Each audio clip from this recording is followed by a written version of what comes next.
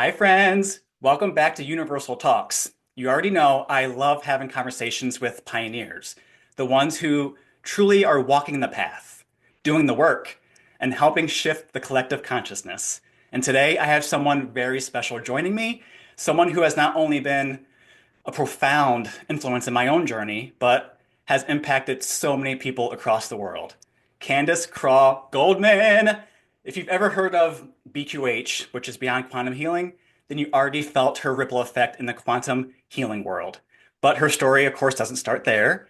This is someone who has walked a path of self-discovery, transformation, and deep remembrance, a path that eventually led her to work with the legendary Dolores Cannon. So we're going to talk about that a bit, of course.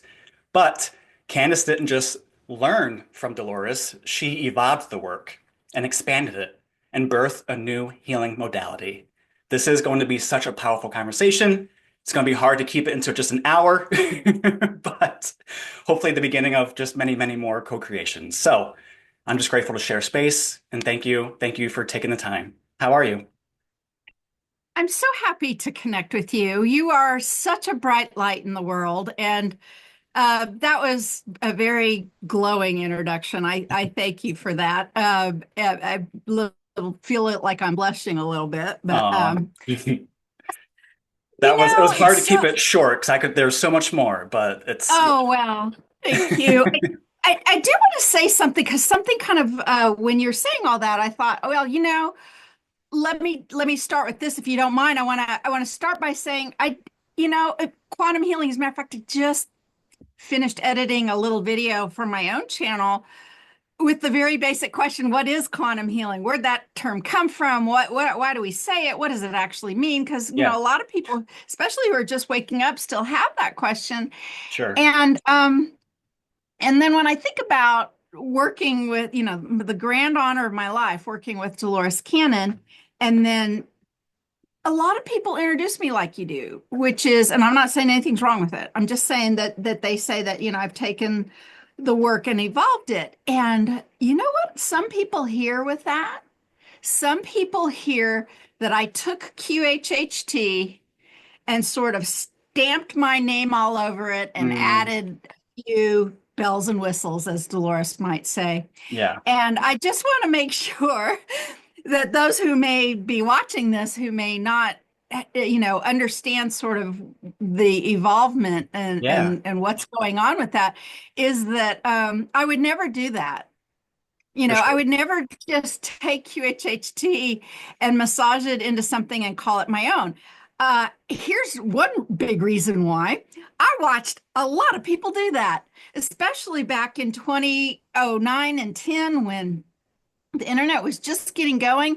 And what people were doing was posting her script and some vague, instructions all over, completely upside down with the idea of the integrity a healer has to hold Yeah, to have a high vibration. And the whole thing it was it was sad for me. It was hugely sad. I was extremely protective of Dolores.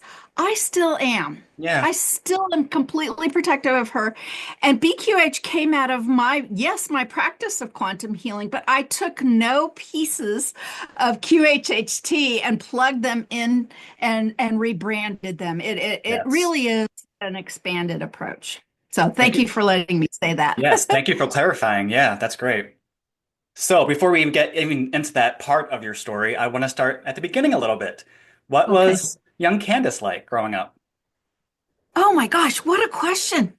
I've got a hair sticking in my glasses, so if I keep doing this, it's until I can find it. Oh my God, Kenny, I've been doing this for, gosh, almost 20 years. I don't think anybody's asked me that question. Oh, What good. a fantastic question. Good. Yay. Oh wow. And it's just like, wow, It brings you back. Yep. We could do a whole movie there. 100%. Though, it's really interesting. I read something today, and maybe that's why it really struck me. I looked at it and I'm like, well, maybe. Um, Somebody on social media said that this whole idea, this ascension that's going to happen, and this fellow says in our lifetimes, and I'm like, well, whose lifetimes really? My dad's. I don't know how much more life he has. Yeah. You know, um, what does that mean exactly? I mean, I'm sure it's generalized and everything. And Yeah. the very first statement he says is well, about in the first paragraph anyway, he says, "This will be a time when we knowingly ascend and we move to a place where we don't have to go through the concept of physical death anymore." Mm. And I took that in and I thought, maybe.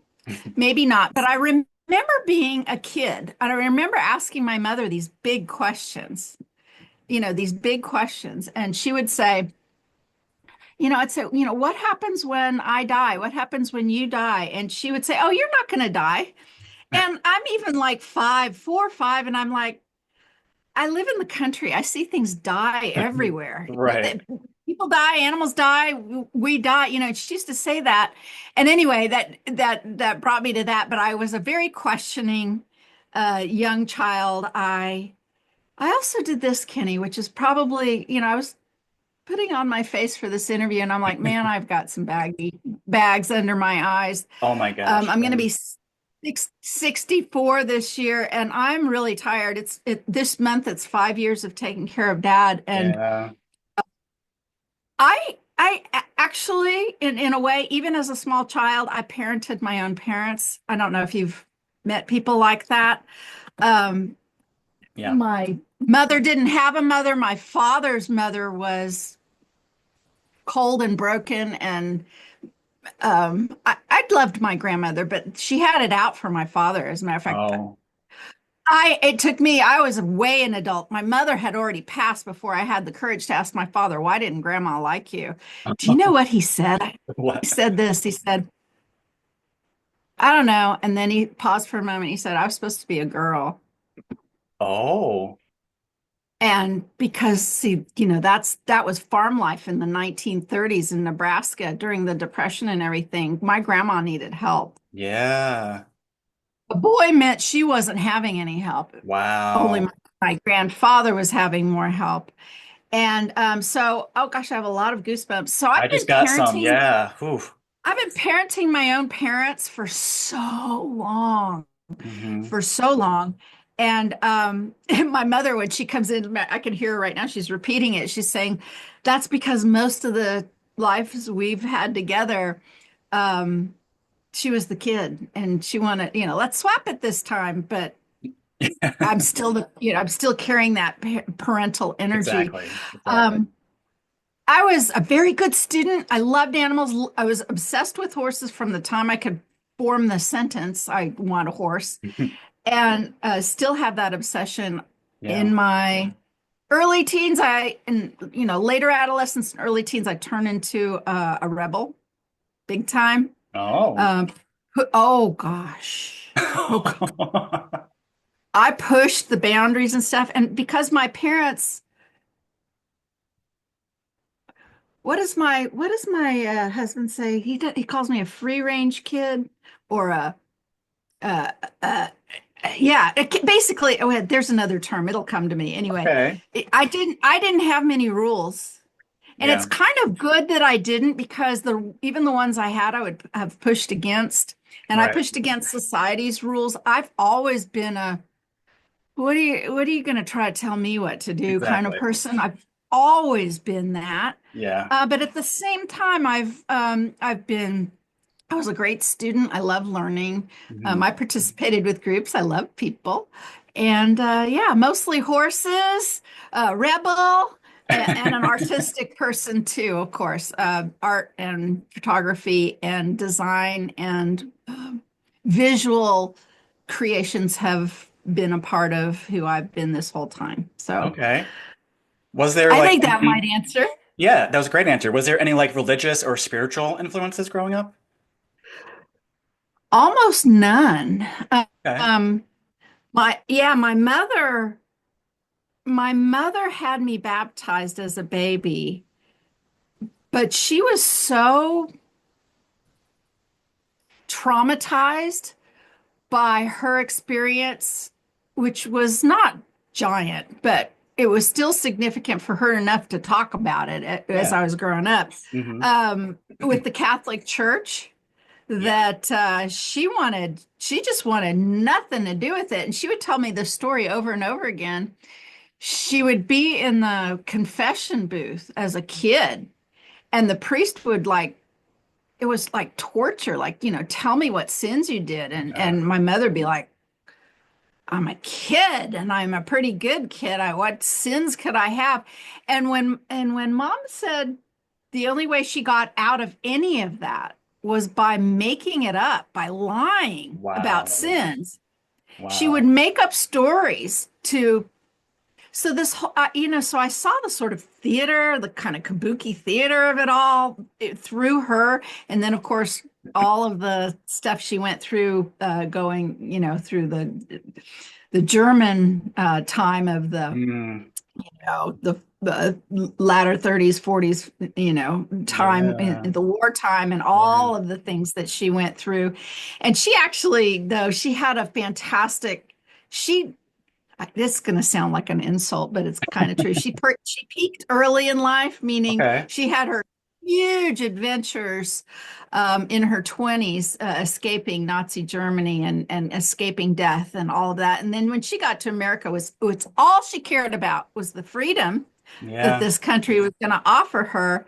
And she loved this country so much. She was very patriotic, but she was the one who, because she would repeat these stories about what it was like to be in a totalitarian, authoritarian, and the whole brutality of what happened with the Czechs and the Russians and the Germans and the factions and all this stuff. Yeah. I really bless her for telling me all that, because when COVID came up, I'm like, they're on repeat. They're on repeat. I see what's coming here. I see what's coming here. And so, and my dad prepared me for that too by being very resilient and resourceful. Um, yeah. So not many spiritual influences or religious ones. I did go to vacation Bible school, Okay. and and I remember the first and probably last question I ever asked in vacation Bible school. Let's see, how old would I have been? Maybe like in second grade. And I Yeah. remember, I mean, we're supposed to be coloring stuff and we're giving all, and all the sins and all that stuff. And I'm like, hey, wait a second. So if sex is a sin, how are babies supposed to be born? Seriously. I was shut down immediately and I saw that whole thing. I'm like, oh, Yep. okay. Yep. I see the whole, I mean, I saw the face and all of that. So I've been poking holes in authentic, Authority. authority. Yeah, I was Same. mashing a bunch of words together in my Yeah. head. Yeah. Yeah, for a very long time. So Yep. that, and when I had my session with Dolores, that's what it was all about too. Even that, my past life regression that I had with Dolores Cannon was about a caveman that was like, look, Oh, that's dudes, right. yeah, we could be doing this so much better if we Hmm. worked together, if we cooperated, if we expanded the way we did things. If, how about this? We did something new. We did something a little bit newer than what's always been done. And what if the bully wasn't always the leader? Could What you about that? imagine? Could you imagine? What about that? I know. I know. Well, they killed me. Yeah. Shit. So and in some ways, I'm kind of repeating all of that. For sure. That's all life is, really. Just a Yeah. series of patterns. Yeah, it is. Yeah, it Yeah. is. So Yeah. speaking of, like, a lot of us have that moment where we realize that something is just like not quite right about this version of reality, kind of like what we were just talking Yeah. about. So Yeah. what was there an experience like that for Oh, you? yeah. What was that? Oh, oh, completely. Yeah. Um, Lots of stuff in my early childhood. And what I love about that is, of course, this is all of this. Even though my dad was in the military, I spent a great majority of time in our home, our family home, which still we now use as an office and I meeting love that. space and Yeah. session space and all of that in Wichita. Hmm.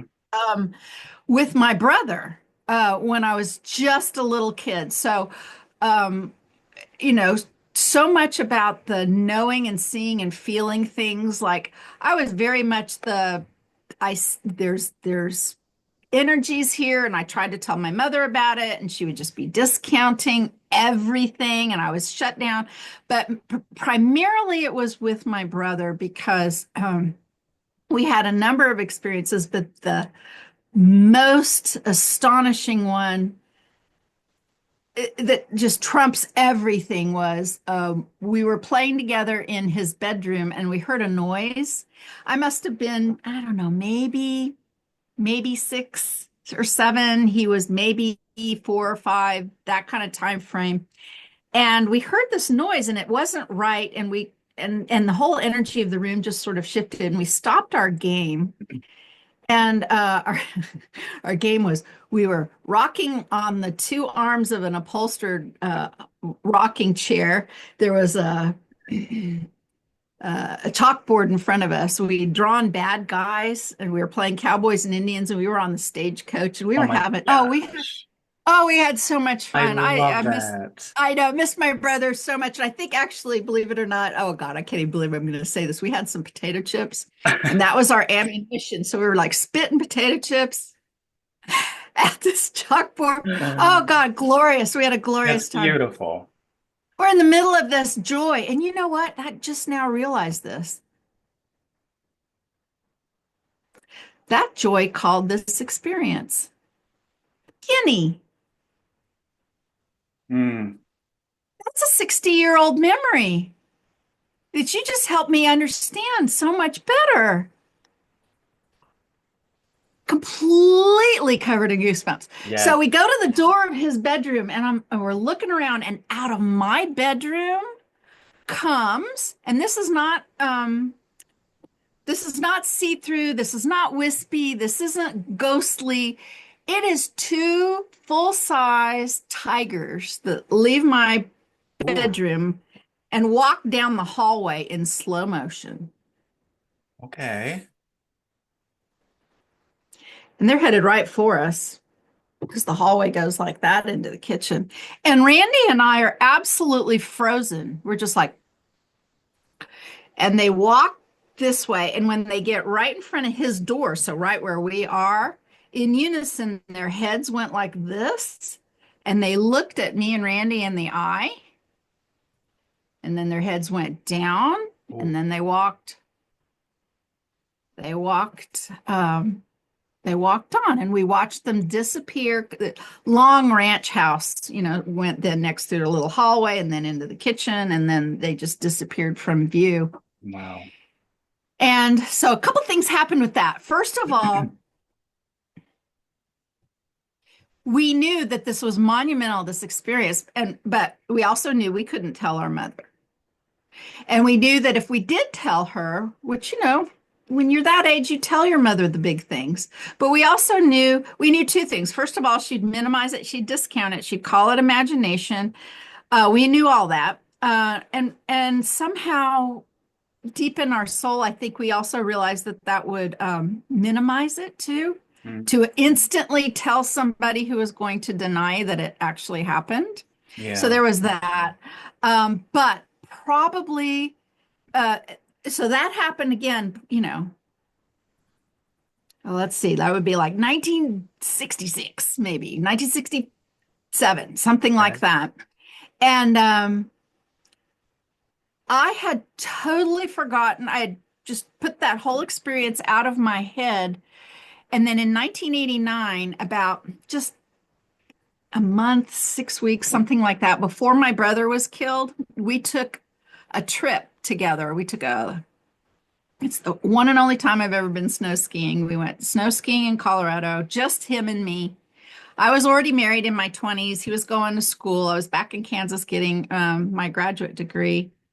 And it just happened that our time we could do something. And Mm. Tom was in the Air Force taking training somewhere else. And we're like, let's do something. Let's go skiing. And it was an absolute gift, of course, because neither one of us knew he was not long for the world because Yeah. he died in a very sudden accident. Hmm. But he tied up so many loose ends, and he told me so many incredible things. about him, his life, and he planted seeds for me in my awakening later. I don't know that he was consciously aware of it, but Yeah. he did. Yeah. But one of the things he said was, and all he had to do was say this. So his name was Randy, and I was Candy because my mother has a really crummy sense of humor. Anyway, we called each other typically. He called me Canned and I called him Rand, so Okay. it was, Canned and Rand. And so he's driving. We were coming back from Colorado. We had just, oh my gosh, and another connection point. We had just stopped at a stream and picked up some beautiful round rocks from this beautiful clear water. Here's water and BQH and all that again is in the background here. But we were driving home with the rocks by my feet, as I recall. And he said, "Hey, Canned," he said, "do you remember that day when we were kids and saw the tigers?" And that's all he had to say. Like the memory came rushing back. It was not in my, I wouldn't have, I wasn't ever thinking of it. Yeah. And I said, "Yeah, what was that?" He's like, "I don't know." And so there was other things that I knew even growing up, not to talk about, but that one, and especially right after my brother died, and there was a lot of after death communication, and it was very clear to me very soon, right after my brother died in 1989. So he was 26, I was 28. And that's when all this stuff started rushing in, and I started asking lots of big questions about what actually reality was. And his death was so sudden and so traumatic. It launched me into awakening, absolutely. But also the right around that time, the craziest stuff started happening.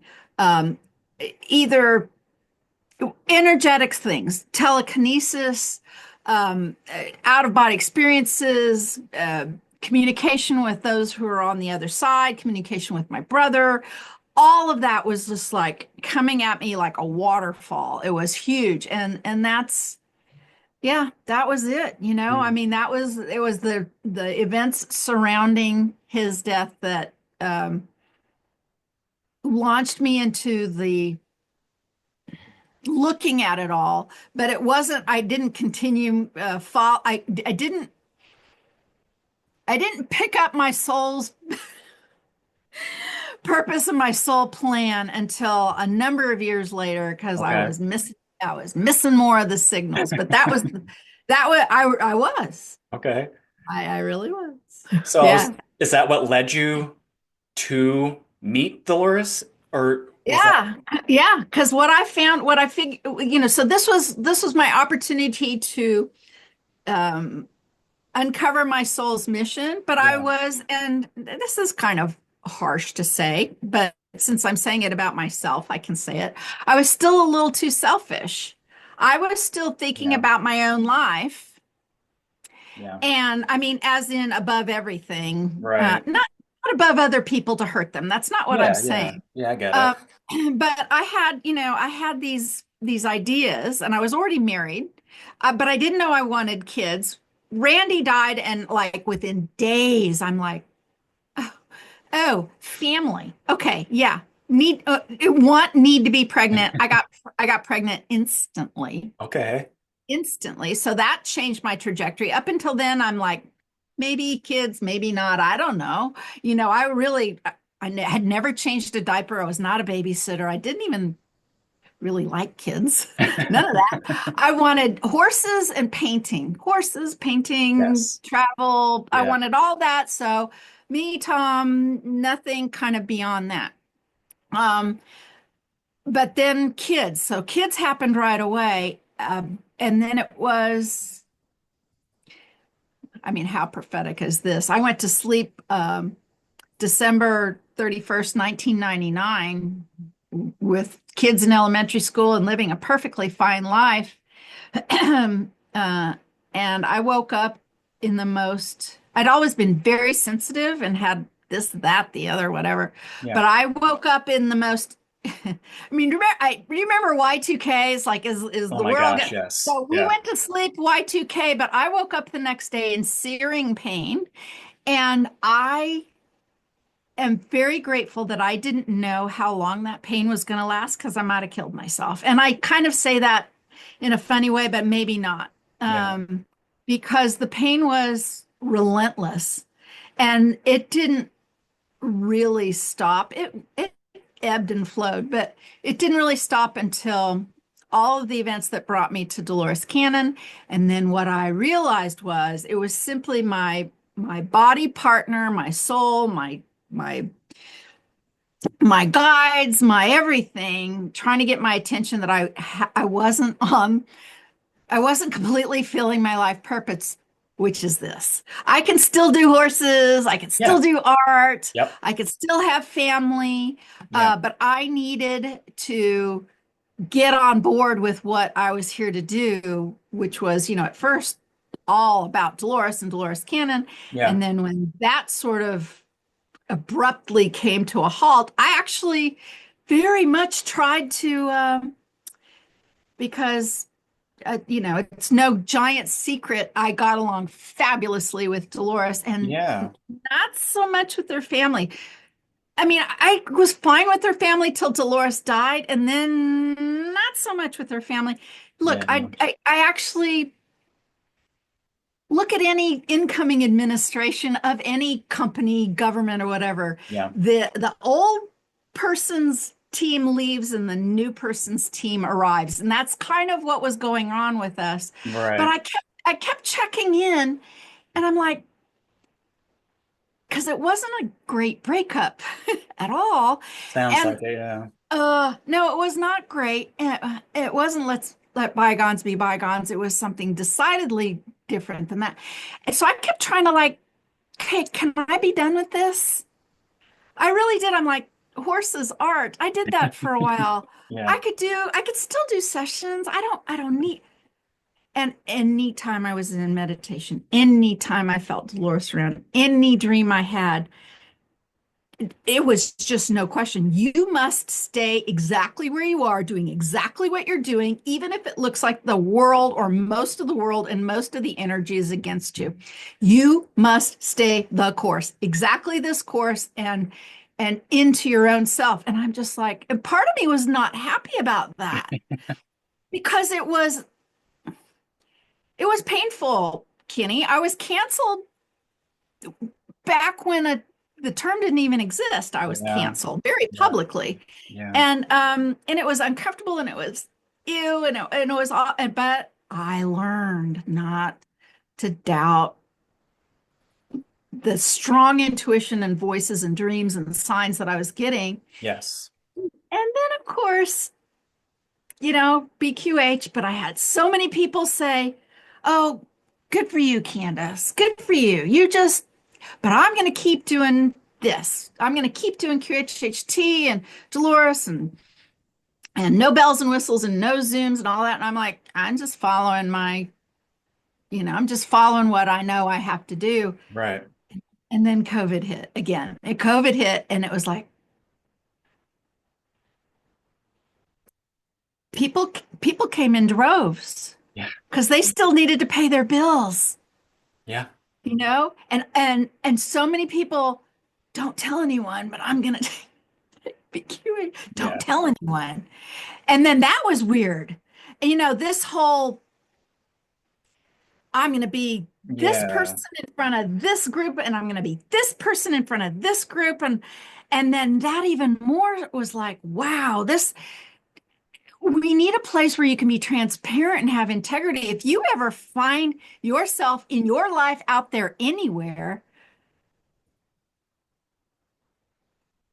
holding back authenticity for some sort of reason, that should be a real sign to you that something isn't quite right here. Yes. And so that's why I continue to do what I do because it's like it's really transparent Yeah. and a lot of people need it and there's still a lot of people who are living in a different version of this work, shall we say? That's okay. That's a very That's nice way to say it. I love that. okay.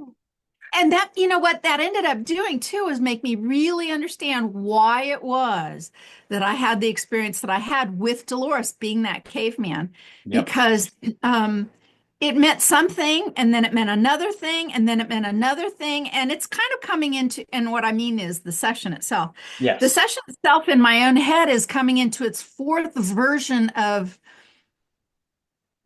giving me gifts I of believe it. understanding Yeah, that I only had the capacity to understand as I've evolved, you know? yeah, And yeah, so beautiful. yeah. So, like, I don't want to spend too much time talking about Dolores, even though I know you love Okay. it. But I'm just Anything curious, you want. is there something that stood out the most about her presence and the way that she worked? Me personally, or for like how she was with the world, because those are two different questions. Oh, yeah, that is, I guess, a Those are two two-parter. different answers. Yeah, they Yeah, are two I different guess, answers. I guess more for the collective. Yeah. Uh this is the best description I've ever known to use, which is she knew how to work a crowd. Mm, She was a stage presence. yes, yeah, And,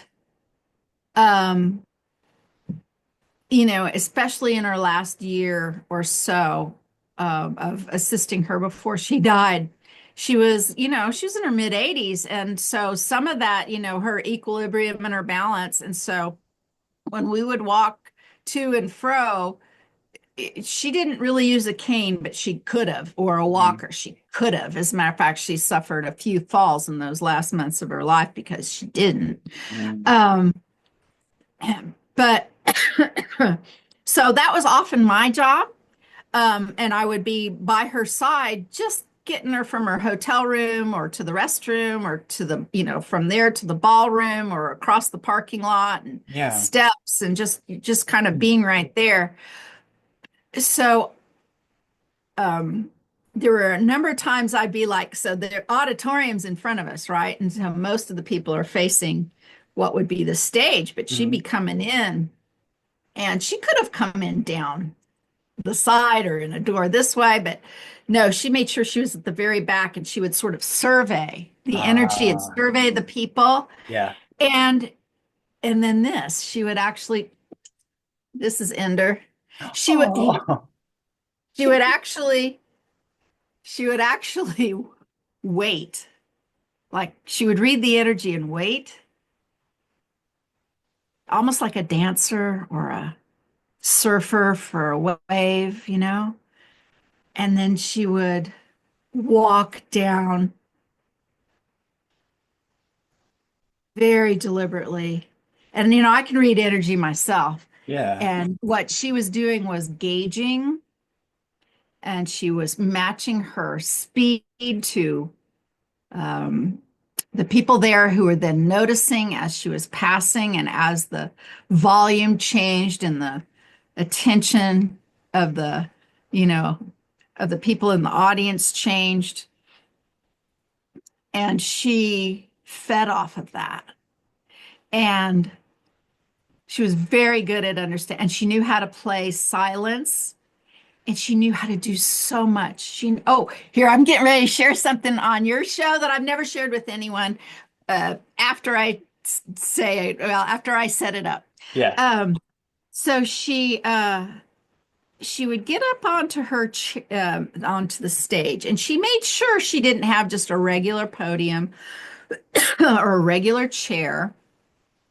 It was always an armchair, because she knew how to step into the I need to look like a grandma here. Mm, Even though she wasn't acting like a grandma, she knew that persona made much of some of her proclamations and some of her, her statements and her, some of the things she would deem fact more palatable coming from a right, grandma. She right. wasn't. an old white guy standing there with glasses and being very professorial would Right. not get away with some of the stuff she got away with because she put on cloak of grandma, That's true. uh, grandma energy. So I watched her play all that and I watched her do it more and more. And of course, the more years I was with her, the more I'm like, I see what you're doing there. And and all of that. But then this started to occur to me, Kenny, when she was on stage, and that stage could either be in an interview, giving a lecture, having a conference, conducting an interview, or teaching class. She would step into, let's just say, a very much more expanded version of her higher self. Mm, She did not walk around with that. okay. She was a different person Yeah. during breaks, during even like coming up to the hotel. She wasn't in that energy at all crossing the parking lot. She'd be Hmm. like, "Oh, the weather. Oh, my car's over there. Oh, I need to get some new tires. And what do you think's going to be on the snack table today?" If she was talking, she never talked shop like that. Wow. And I never, a lot of people might have thought that I was able to do that a lot with her. Really, not so much. During class, yes. Sometimes on the phone or in meetings, yes. But most of my time spent with her was with her in that Hmm. version of her.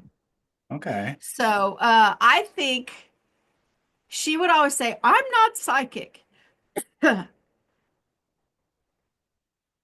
I don't know about that.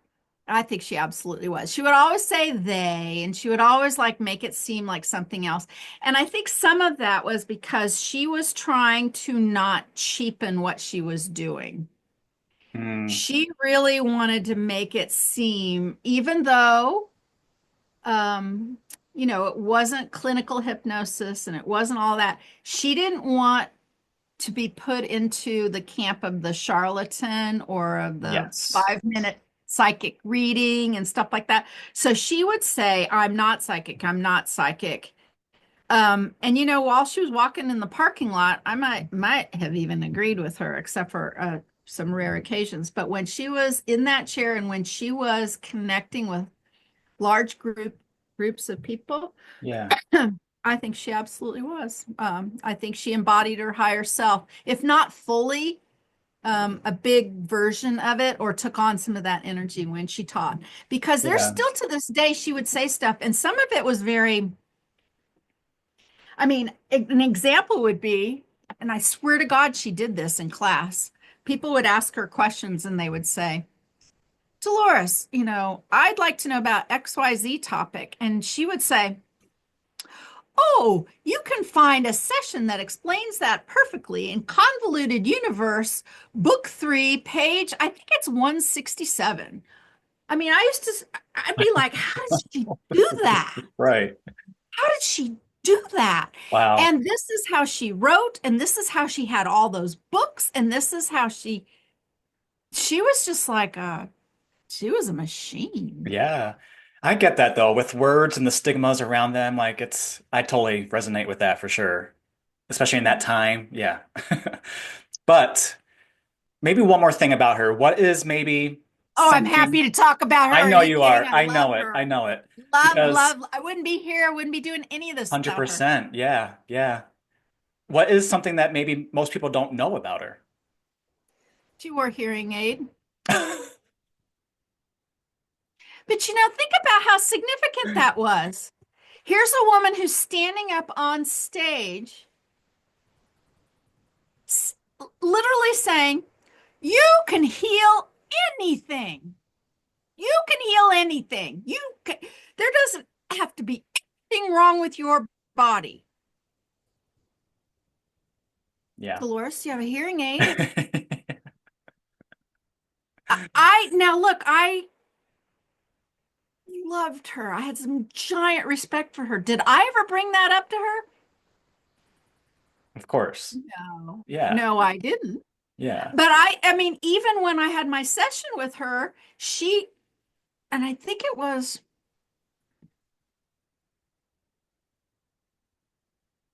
her right ear she had.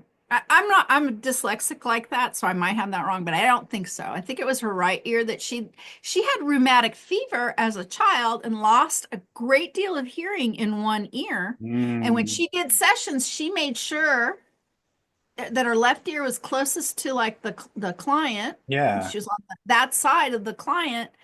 Um, she had a hard time with accents, very hard time. Mm. And but she knew and I knew that birth defects could be reversed. So I don't know how she Hmm. solved that in her own head. She didn't, of course, tell anybody. Interesting. Yeah. Let's see. Out of all the teachings that she has shared and that you were a part of, is there one lesson that like you still carry to this day? I'm sure there's so many, but like one that just is maybe just a current one or just a constant one.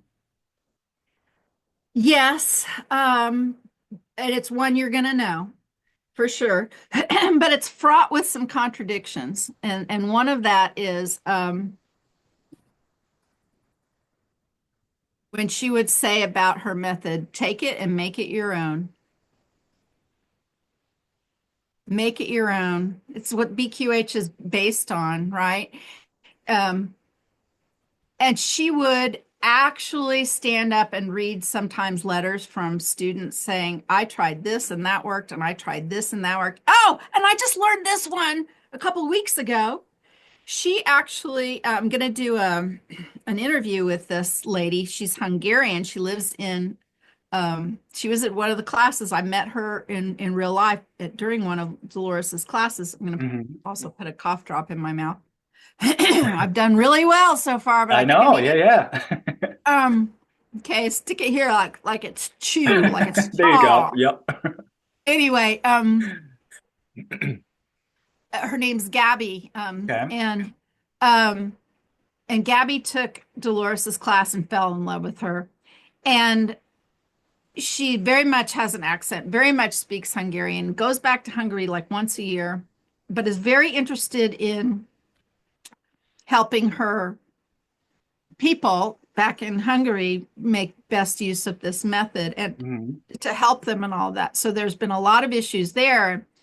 And Dolores, as you know, is very adamant. No Zoom sessions, she would say. And I can do a whole show on that. Yeah. But Gabby was like, come on, Dolores. I'm trying to help my people. And there's other people there who've stolen your script and they're doing it wrong. And there was a big disconnect there. And do you know what? I just learned this, and this is brand new. And as far as I know, she's never, meaning Dolores, has never done this before. Um, I've got her on the books, Gabby, to talk to her. She helped Gabby develop her own healing method that she could help clients with over Zoom. Really? That's Dolores Cannon. That's the Dolores Cannon that's a lot of people Sneaky. don't know. They Sneaky. don't know. And when push came to shove and when the nuts and bolts were actually looked at, she was extremely flexible. Yeah. And if you go through the official channels these days, you wouldn't know that. Hmm.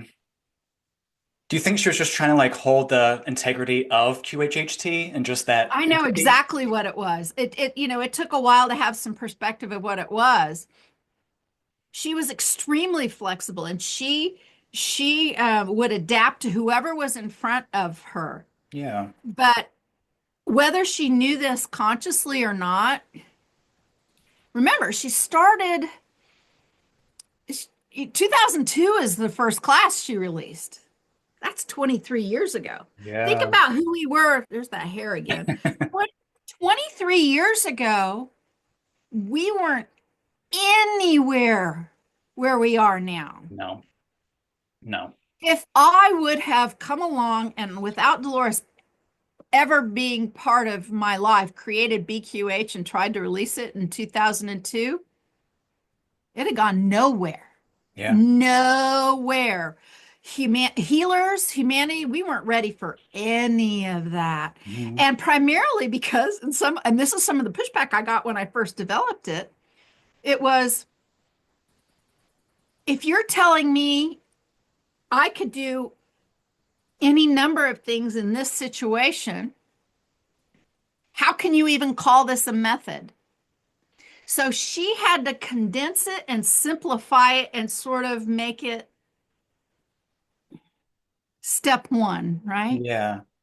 And it had to have guardrails. It had to, she had to put rules, but from the very beginning, pardon me, I'm going to clear my throat, so I'm going to mute Yeah, yeah, myself. yeah.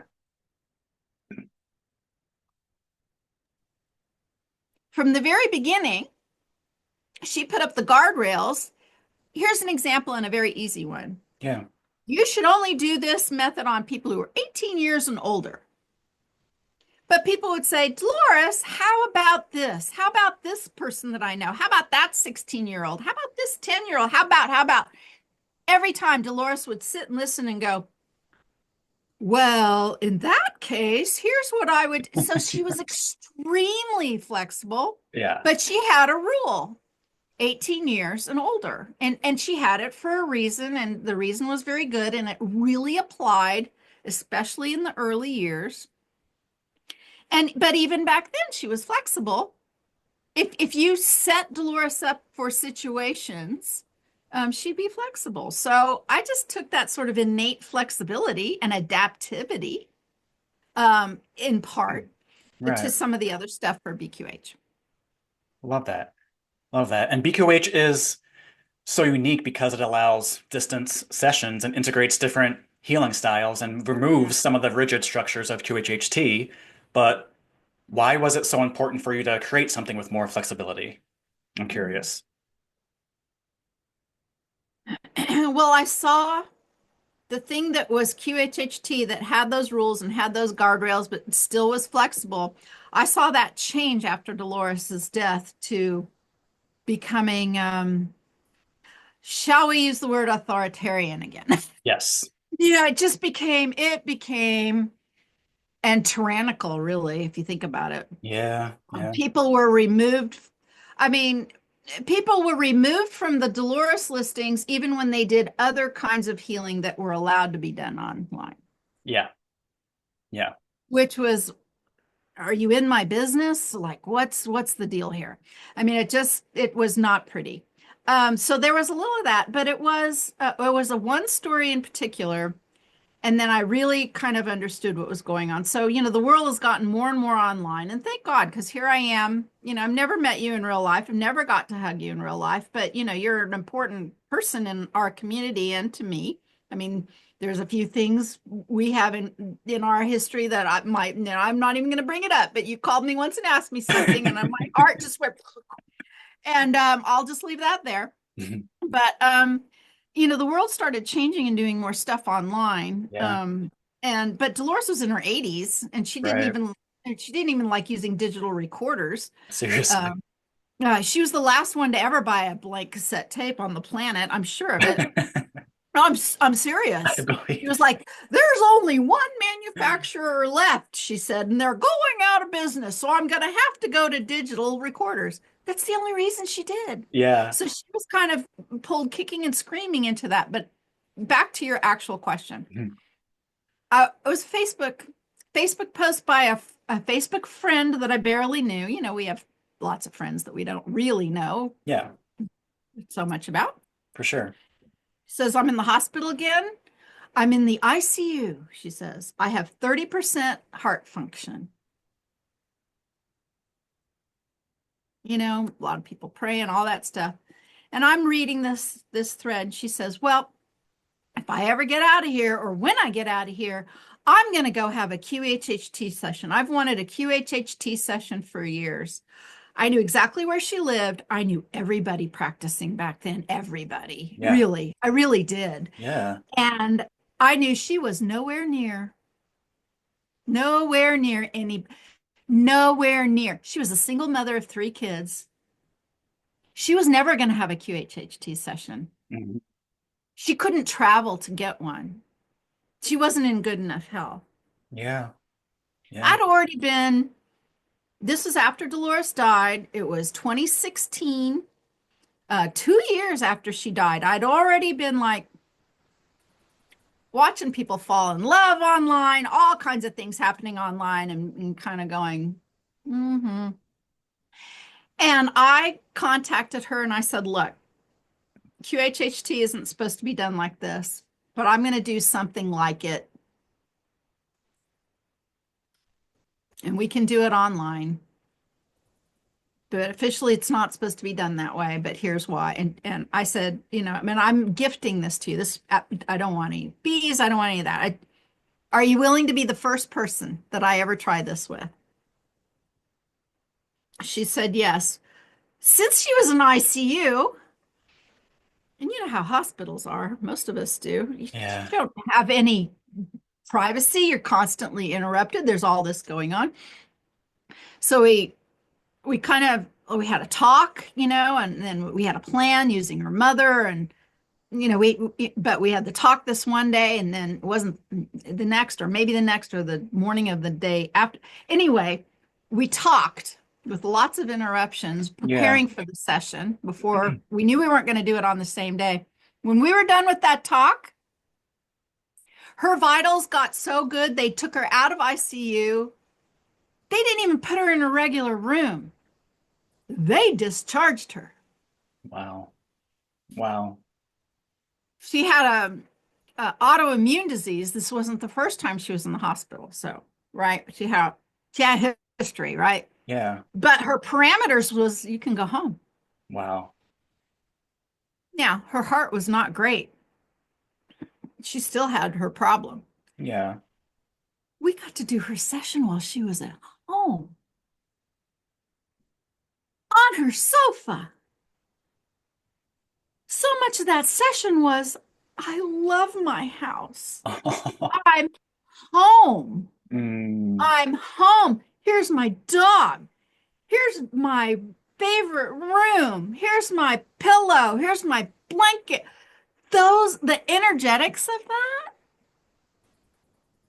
you can't discount what happens when you travel, jet lag, oh my gosh. cost, all Yes. that stuff. When Yep. you walk into a strange place, the other person's place, it's a clinic, even if they try to make it homey or somebody Right. else's, it's got their smells, it's got their stuff, Yep. all of that.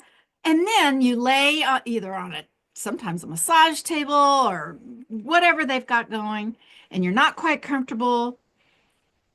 And it's performance time because you've Yes. traveled and you've spent, and it's this time. And if it doesn't work, what are you going to do? Fly in again 2 days later? Yep. So all of that became very clear. And then, of course, the way that all ends is she had a fantastic healing. She learned why she had the disease. She completely removed it. Weeks later, she had a follow-up appointment with her doctor because, of course, she'd been in the hospital. Yeah. So they ran some blood tests. That's when I heard back from her, and she said, Candace, I have a story to tell you. She said they just did the labs and all that. She goes, and my primary care said something must have gone wrong because those could not be my lab results. They're Wow. making me repeat my lab results because my markers show I don't have an autoimmune disease that is incurable. Mm, Really? mm. Yeah, really. So she goes, she repeats and I don't remember if it's this doctor or another one because there's a number of these stories, Yeah. but he gets the same results, and it comes down to something like, I can't explain this. Don't talk to me about it. Bye. Yep. Here's Typical. the door. Yeah. Yeah. But better than that, even better than that, she starts her own business, and everything changes, right? She's able to support her children. Good. And that was my very first online session, which That's to me was like awesome. green light, right? Green Yes. light. And Yes. that's what I did. And then, but I don't don't even know if most people know this, but ooh, I didn't tell you the secret thing about Dolores. I have to back up and tell you that. Ooh, But please. I did that for a year before I even told anybody. Before I even told anyone on the forum that I was doing sessions online, I did it into 2017. Okay. And that's when I went, hey, everybody, I've been doing this online, but I want you to help me. I'm going, this kind of think about it as open mic night.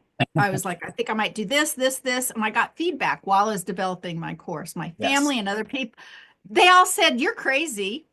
What you do is you go into a room, close the door, develop your course, and then you launch it. I'm like, I want feedback. It was very important. Hmm. So, I had that energy of, again, helping lots and, Yes. and helping you and hearing things that I might not have thought of on my own.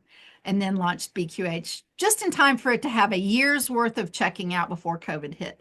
Yep. Um, and now I say it's safer than doing it on in person because some people leave in a trance state when they Hmm. leave your, even if they say, "Oh, Absolutely. I'm awake," you're like, No. maybe you are, and maybe you're not.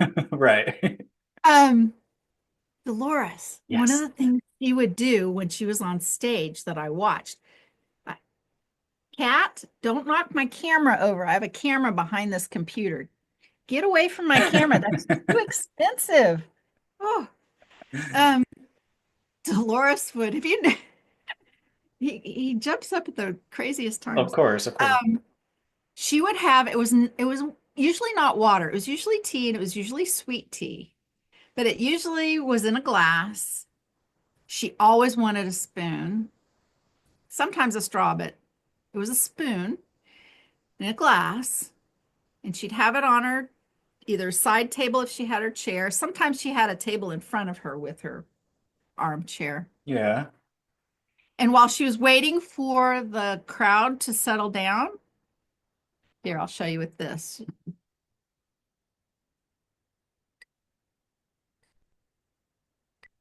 She would create a vortex with the water, right? I mean, it just seems like you're just stirring your tea, right? These are the things that occurred to me, goosebumps again, that Hmm. why I brought the water alchemy It's my favorite. I love it.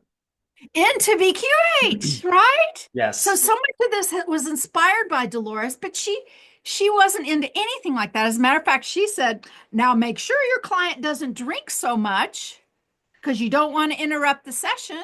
And my advice is, please make sure your client Yes. drinks considerably more, maybe even than they're used to. Yep. You're a battery, you need the water. Yep. Water alchemy is going to increase that. It's going to amplify it, and they may get up multiple times in a session to use the restroom. Hmm. And that's what we want. Sometimes that's Yes. the perfect place for the healing.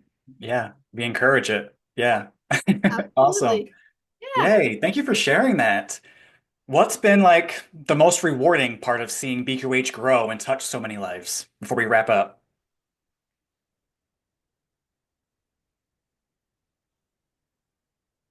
And people who can't even speak English send me letters, and I have to use Google Translate Mm, because we've released it now in 5 languages. yeah.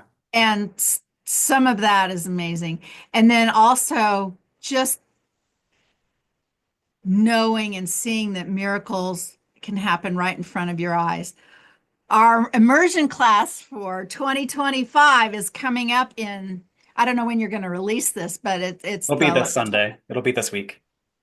April 27th of this month, immersion class. And it's the only Okay. immersion class I'm having this year. And I'm probably not going to have an immersion class anymore until I'm no longer caring for my Mm, father.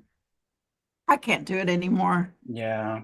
It's he needs more care as the days go, and uh it's Yeah. just too much. There's just too many balls in the air. For sure. Um, but even in our last class, and we only had 10 people there, there's only room for 10 people. And in our last class, out of those 10, two had instantaneous healings. One a woman who her name's Joanna. I released a video about her.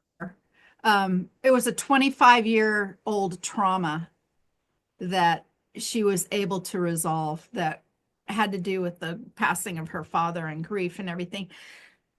That she said, I haven't never shed a tear about that. And then it all came.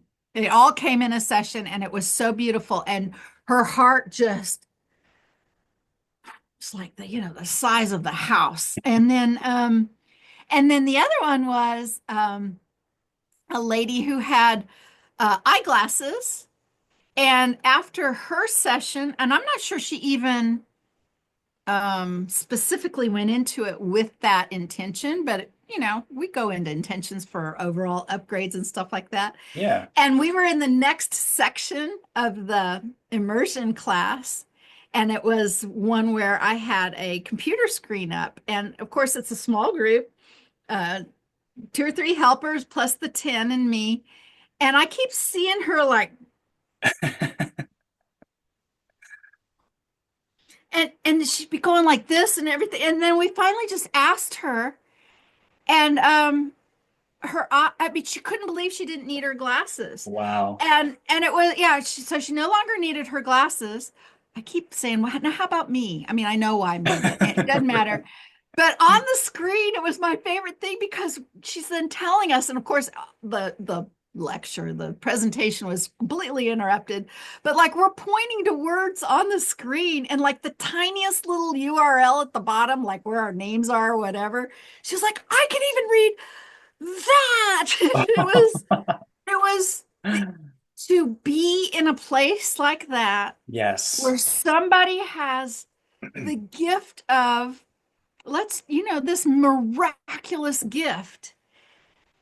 The gift becomes even more than just, wow, the energy in this room. Mm. It's more than just even the gift for them, because when other people witness it, they amplify it. Yes. They not only amplify it, they take that energy, it goes right into their fields as a healer, into their heart fields that connects all of us, and the tears of joy, all of that. It never ever gets old. No. It just doesn't get old. No. And I'd be remiss if I didn't say this. It's not guaranteed. It doesn't happen to everybody. Look, if it was guaranteed, I wouldn't wear these things. Seriously. I would not. For real. Um, but when the conditions are right, when the time is right, and I'll never say what Dolores would proclaim. The human body doesn't need anything wrong with it. I don't know. There's versions and there's reasons and there's paths and there's Right. contracts and there's Right. all agreements. There's all kinds of things. But yes, is it possible? Oh, absolutely. It's Yes. possible. And that's what keeps this work. It never gets stale. It never gets stale. You never know what's going to happen, which means you have to be ready for well, that didn't quite work the way any of us might have even wanted Right. to the gift of a miracle. And it's anything in between. And you just have to be ready for that. And if you like knowing what's going to come up, then don't step into this work. Love But that. if you, Yes. yes, yeah. But if you are willing to risk your comfort and your ego Yep. Yes. for the gift that is the miracle, Yes. So worth it. So worth it.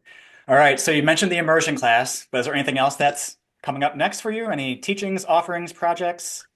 gosh, well, for those of you out there who don't know anything about Quantum Connect, you should check out Quantum Connect, because I'm finding that they're my favorite sessions these days. I'm gonna I do start a doing lot more of of them. Yeah. yeah, I do a lot of intuitive sessions, but I really like it. And sometimes in my intuitive, I use Quantum Connect in pieces, like, Yeah. but it's a standalone modality. It's a tool. It's available for, I've heard people say, like on a park bench. I mean, you Yeah. can do this with your friends. There's no trance. While the Trance is baby's napping, I say that a lot. While the baby's napping, just in between on lunch yes. break. Yeah. Yes, you don't need much time. And sometimes the revelations that come from that, and they come straight from you too, in a way that is reminiscent of these more trance-driven quantum healing states. You, it's another expansion of quantum healing, Yes. because you do not need your brain to be in a trance state to speak to your higher self. You don't need Yes. it. You don't. You've just been kind of led to believe that. It can be sometimes easier, all of those things, but you don't need it. This is a way to possibly make that connection in a really fantastic way. And you don't need all day to do it. And you can help more people. And people don't have time, money, and let's face it, attention span. Seriously. What happened to the attention span of the I human? know. I know. So this fits right into where we are today. Mm. Check out Quantum Connect. Yes. I'll put all the links in the description, of course. Yes. Candace, this Oh has been gosh, Kenny, absolutely this has been all incredible. about me though. We didn't hear anything about It's the you. whole point. Come back again. We'll talk more. Okay, we'll do Please. it. Because We'll this do has it. been absolutely incredible. Your journey, your wisdom, and the work that you're doing is such a gift to the world. So where can people find you and how can they connect with your work and learn about BQH? Of course, quantumhealers.com. Easiest way, but I have a personal website, CandaceCraw-Goldman.com, but on quantumhealers.com, because that's a threefold offering. That's a big listing service. So I have my own listing there. It's a support forum, where we get together and we share tips and support with each other. And then number three is a learning platform. And that learning platform is where you can find BQH and Quantum Connect and hopefully other classes coming soon, both of my own making, but we also have invited other people to Yeah. in our community to partner with us in that way. Most people, like stand alone with their own kind of website, which is fine, Yeah. but you don't have to reinvent the wheel. If you come Right. on over, you can partner with us. And so far, we have people in progress, but so far the only classes there are mine. But I really hope that changes soon. Yeah. And it's a beautiful community too. It's a catch-all for everything. It's great. Thank you. We're Yes. open to all healers, Yes. Yeah. coaches, readers, psychics, Reiki Hmm. people. All you people are Yeah. invited Love to it. join Love us. it. Love it. All right. Any final words or takeaways for the viewers? Oh gosh, stay curious. Mm, Watch your environment. If something seems just even the tiniest bit irregular, follow that thread. yes. Yes. You'd be surprised. I mean, it could be Hmm. anything. It could be the shape of a crack in a sidewalk. It could be a word you heard. It could be in a conversation with Yes. somebody. It could be any of those things. Stay curious like that, and that the gifts of that. My husband used to say, "You're making connections that don't make sense, and that they can't be connected." I'm like, But everything they in life is are. connected. Yes.